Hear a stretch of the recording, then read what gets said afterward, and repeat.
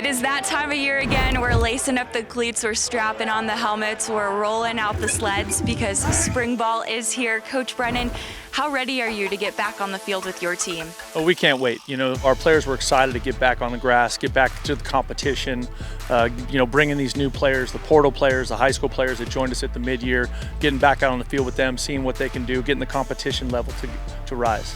I feel like the term off-season isn't the most accurate to describe these past couple months for you guys because it's been filled with obviously recruiting for you and your staff, but then for the team to work out, strength and conditioning, lots of community service, professional development as well. Can you catch us up on what these past few months have looked like for your program? Yeah, absolutely. You know, there's no such thing as an off-season in football anymore, and that's okay.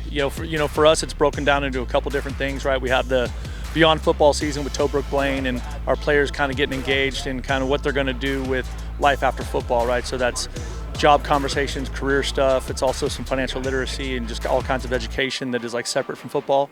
And then the strength and conditioning staff, Coach Carroll and those guys have done an outstanding job. Our guys are strong, they're fast, they've been getting after it. I mean, the competition, the intensity of the workouts has been at an all-time high.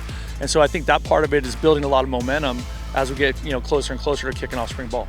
When you look at your coaching staff, you were able to retain pretty much all of it. You're adding some assistant coaches, obviously Lyle Moyval promoted to running back coach, also Ronnie Palmer with a promotion to defensive ends and edges in there.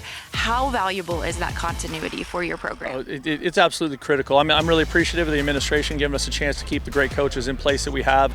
I think consistency of leadership is something really important when you're trying to build a consistent, sustainable, winning football program, which is what we want to be here at the University of Arizona. So, keeping those guys here with, Coach Daggy, Coach Gonzalez, Coach Niver, elevating Coach Moyval with the departure of Coach Carter, I think we really feel great about kind of where we're at and how we're going to move forward. We have about just under 20 high schoolers who are coming to us enrolled early, and then also the transfer classes here on campus. How have you gotten to know these new guys? What's that look like for you and kind of getting a sense of their personality types? Well, I think the biggest part with those new guys is getting them kind of indoctrinated into Redline and what that looks like and what our expectations are about how we attack our process. And all those guys have been doing a great job. And I think it's always interesting because you have guys that are older and mature and been a part of college football and understand it. And then you have freshmen that, just finished playing in November and all of a sudden they're here on a college campus and the intensity and all of it has elevated significantly. So I think our team's doing a great job. I think our culture continues to build daily. I think the leadership on our team has been fantastic that way, making sure the new players, I think it's 42 new players, are really getting engaged. They're doing a great job of bringing them into this family and helping them understand what their expectations are about how we go about our work.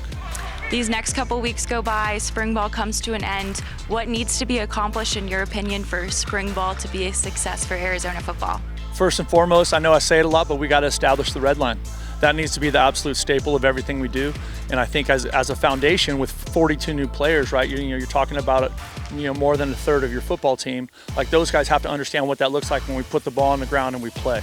And there's a learning curve to that, but being out here spring practice as we go, they're going to get a fast, education from the rest of the guys that have been here and been a part of it and have an understanding what it looks like. So we can't wait. We're excited to get started.